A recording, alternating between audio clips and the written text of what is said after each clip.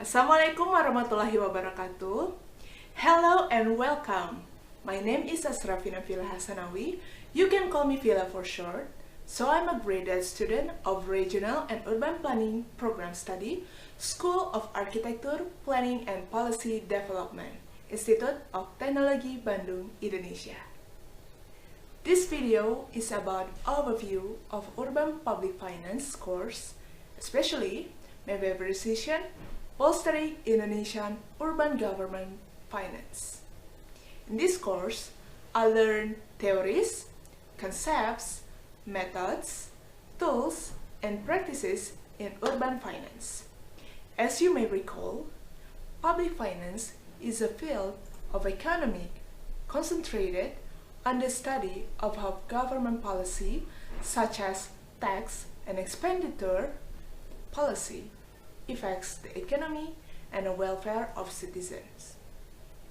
It concerns the consequences of government policy to resource allocation and income distribution. State and local public finance is a subfield of public finance concentrated on the study of how subnational government fiscal policy and, to a certain given extent, national government policy and fiscal relation dynamics among subnational government. On the first session, we have to devote to refresh our microeconomic knowledge. We reviewed some macroeconomic materials such as market efficiency, market failure, that are needed to follow the rest of the class. I encourage you to take a look at your previous macroeconomic before. So please put attention on an important concept such as customers' preferences in different curves, the customer budget, the budget line, utility, marginal utility, the law of diminishing marginal utility, the customer in equilibrium, concept of efficiency and equity, income substitution effect of price changes, the marginal rate of substitution, and demand curves.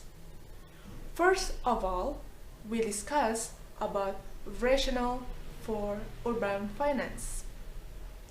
There are practical and fundamental reasons that give us motivation to study urban public finance. Several notable circumstances explain why public finance is worthwhile to be studied. First, the subnational public sector has grown to be a substantial component of the economy in many countries. The second is subnational government provide the services that are directly faced by and affect residents in their daily urban life, such as education, health, sanitation, transportation, and public safety. The third, along with the growth in subnational public sector, there has been significant advancement in the economic analysis of subnational government finance. Most of this advancement predominantly came from subnational government experiments and policy. Fourth, because of the diversity of state local governments and the ease of mobility among them, the analysis of many economic issues is substantially different in the state and local arenas than for the federal government. In order to finance their fiscal policy, subnational government can raise revenue from various resources. These revenue sources might include taxes, charges, fees, urban fees, sales, borrowing, intergovernmental transfer. Also, when a fiscal policy is implemented, there are economic consequences that arise because of this policy. These consequences need to be analyzed to see whether the fiscal policy creates unintended consequences to research allocation and income distribution.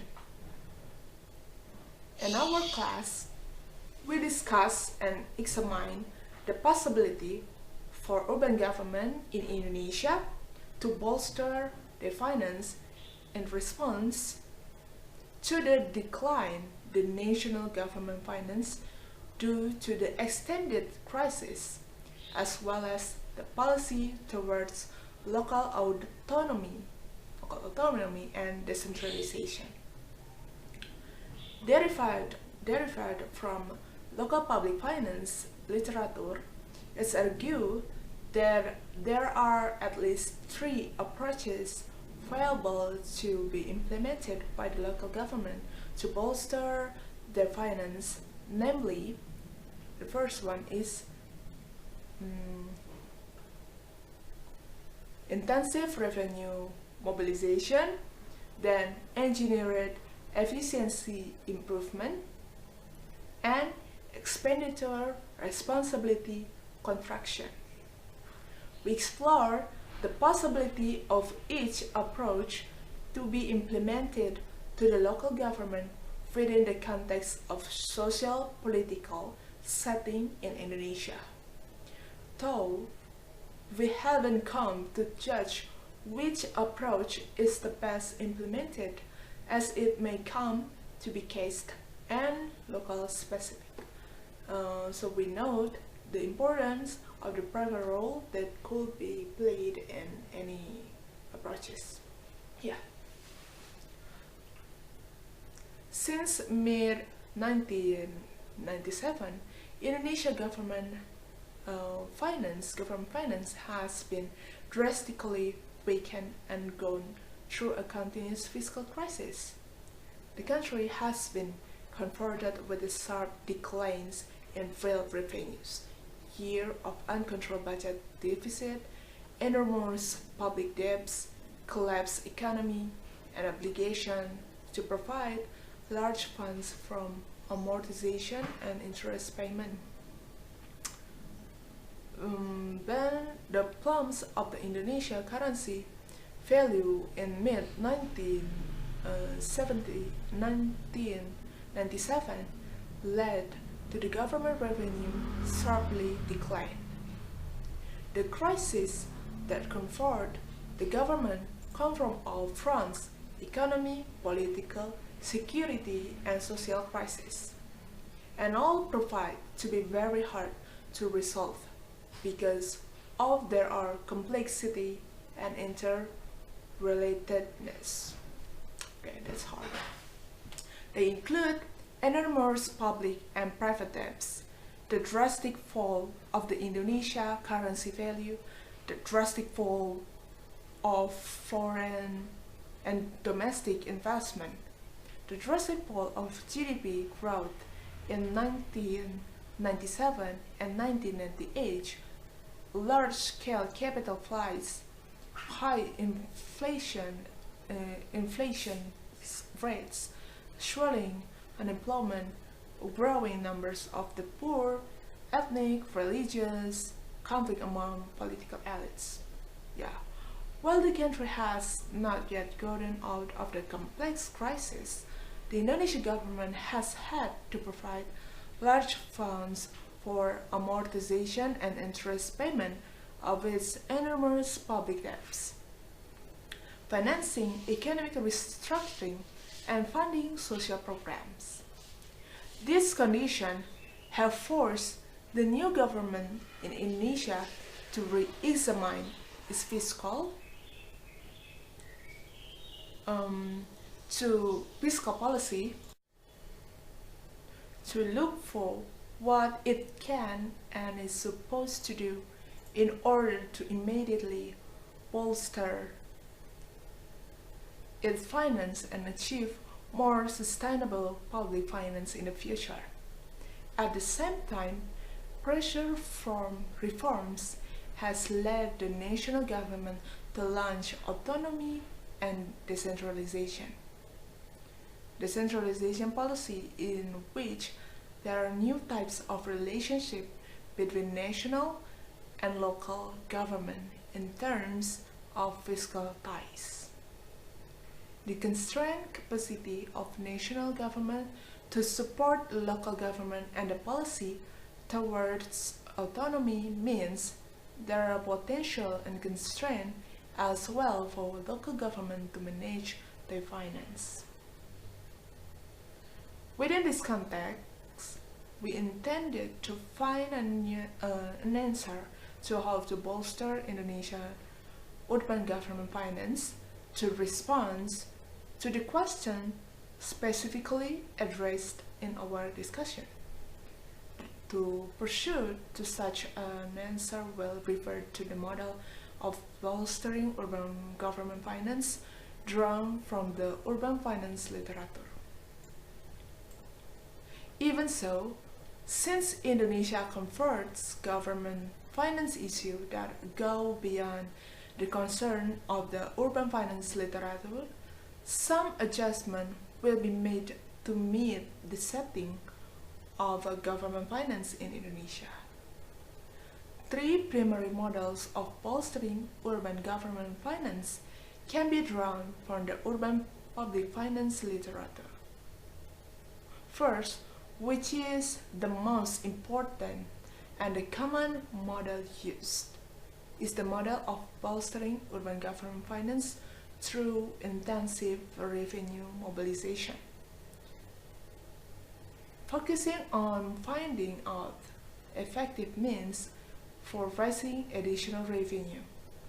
Second is the model of bolstering urban government finance through engineered efficiency improvement, concentrating on improving the efficiency and effectiveness of urban government operation, given the currently available research.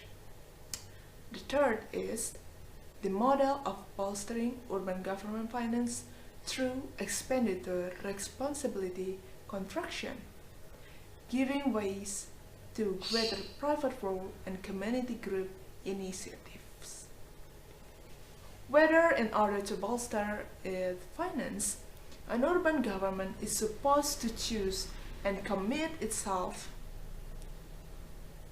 to a certain model or the combination of the three models above that we discussed before, depends on its fiscal capacity, its fiscal choice, its historical fiscal performance, and contributing factors that led to such performance. Okay, with regards to the magnitude and direction of revenue increase needed by the country government and the currently available resources that can be legally accessed by the urban government, intensive revenue mobilization can be pursued through various ways. This including raising urban-related taxes, increasing urban services charges, borrowing, of course, selling of urban access, interesting, right? And then privatizing state and local owned enterprises, increasing profit shares of urban public sector enterprises, and increasing mineral royalties and sales of natural resources products. Aside from the need for pursuing a healthy tax system as the core of sustainable public finance in the long futures, at this time, such a means of revenue mobilization can be justified and temporarily used. This means of revenue mobilization fit guidelines provided in the urban public finance literature as discussed earlier. Following a good taxation criterion, tax revenue increase for such a purpose is ideally obtained from board-based non-distortion taxes such as urban incomes and value-added taxes.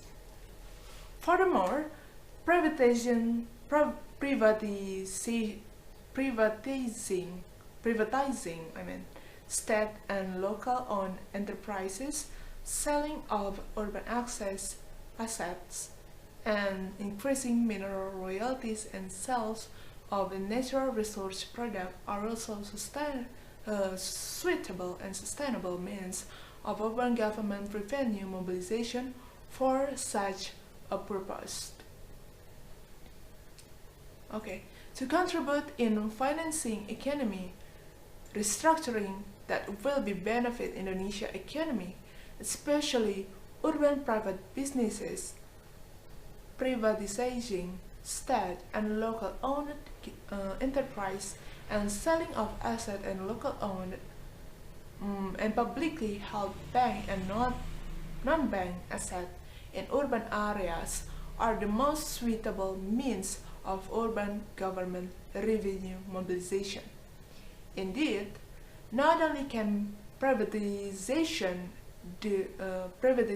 drive urban government revenue increase, but also Indonesia's economy due to the new private investment economy efficiency promoted by private enterprise and reinvestment of private profit in diversified business activity.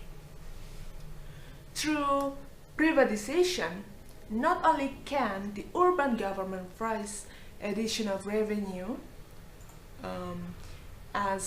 it can through the selling of state and local owned and publicly held bank and non-bank assets, it can also create a conducive environment for the growth of Indonesia economy, a very important factor in reinforcing various efforts of bolstering Indonesian urban government finance. In the case of promoting market economy and economy restructuring program and financing the total cost of the provision of a nationwide urban public services such as electricity and the power, increasing nationwide urban user charge is a suitable means of raising additional revenue that fits the economy efficiency and benefit principle consideration.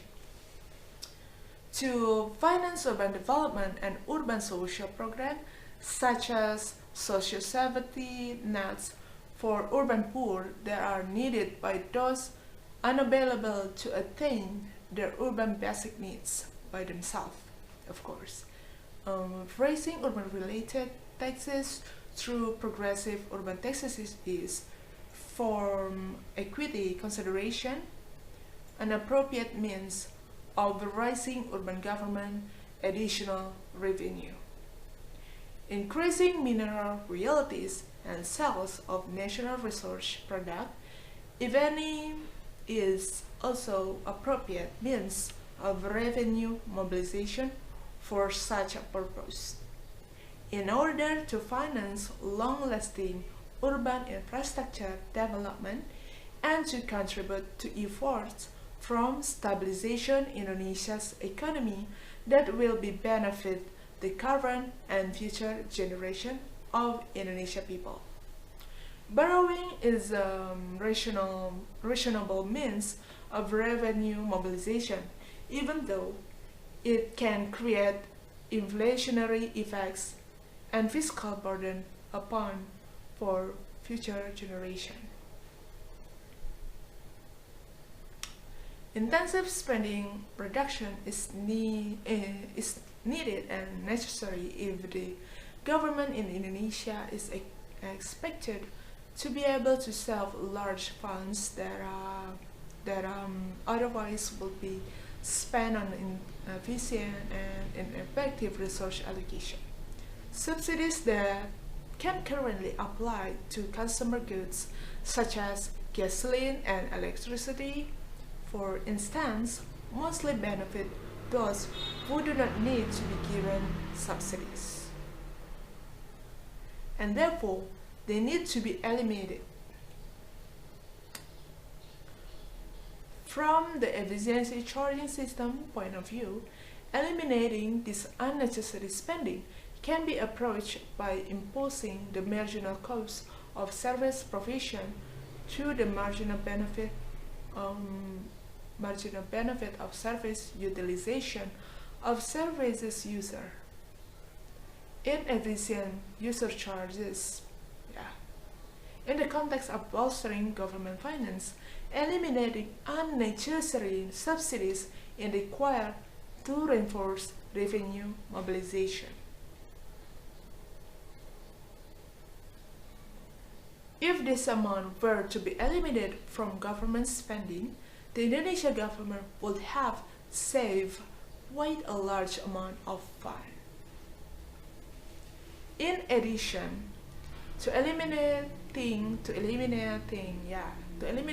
unnecessary subsidies and other unnecessary spendings, reducing spending can also be pursued through productivity improvement programs and involving the private sector in service provision in order to save costs and improve productivity and economy efficiency. Further reduction in unnecessary spending, in addition to improving the effectiveness and efficiency of government operation, will then contribute significantly to bolstering Indonesia government finance. Given the economy and political social condition in Indonesia at this time, however, reducing spending is a considerable difficult venture, faced with much political and social opposition. Reducing subsidies will save a substantial amount of the money, but it requires political support, which is very difficult to obtain in an unstable political environment. The fragile social condition add to this difficulty. Eliminating subsidies could cause uncontrolled flooding all over the country. The Indonesian government can reduce fiscal pressure it bears by shifting some of its expenditure responsibilities to other parties that are indeed capable of taking over this expenditure responsibility. This shift can even promote economic efficiency and equity as the country moves towards market economy. The way of reducing fiscal pressure that can be caused are related to the efforts for shifting different expenditure responsibilities to different parties as appropriately as possible. Is guided by the economy principle, rules, and criteria in the public finance literature. From efficiency consideration, for instance, fiscal pressure that arises from the provision of non-pure public goods and related needs can be more efficiently or effectively held by the private sector. Allowing the private sector to fully operate and finance, such as service provision, for example, electricity and telecommunication, can thus shift this kind of pressure from the government to the private sector.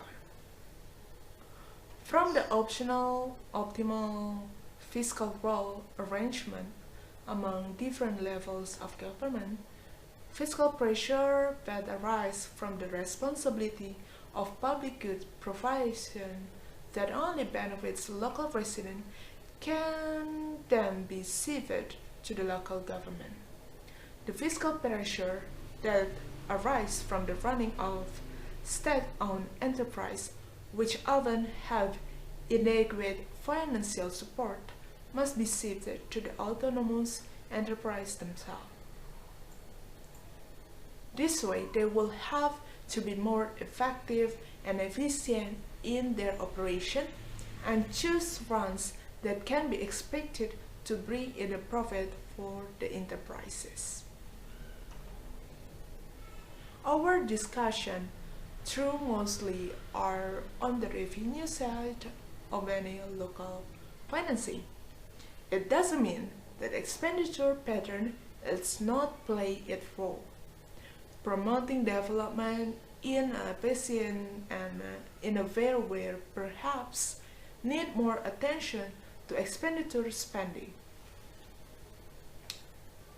Other consideration is the benefit principle of finance should be always in the mind of policymaker and planners, of course. While the aforementioned means play significant roles in bolstering urban revenue, urban government finance, the position of the private sector plays additional significant roles through its presence in the three models discussed before. It can cause the transfer of funds from the private buyers to the urban government resulting from privatization and asset sales, and adding up fund saving resulting from contracting out service to private contractor, and this releasing of fiscal pressure as a result of allowing private enterprise to take over. The greater role of private sector can also drive the urban economy due to new private investment, economic efficiency, and reinvestment of private profits in diversity businesses activities. Thus, not only can urban government raise additional revenue as it can through the selling of local owned asset, it can also create a conducive environment for urban economy efficiency. This is a very important factor in reinforcing various efforts of bolstering urban government financial sustainability. Okay, thank you very much for your attention. If you like this video, please give a big thumbs up. And if you want to discuss more about the topic, you could give a comment in the comment section below. Okay, see you and have a nice day. Ngapain? Bikin video. Bikin video apa ya?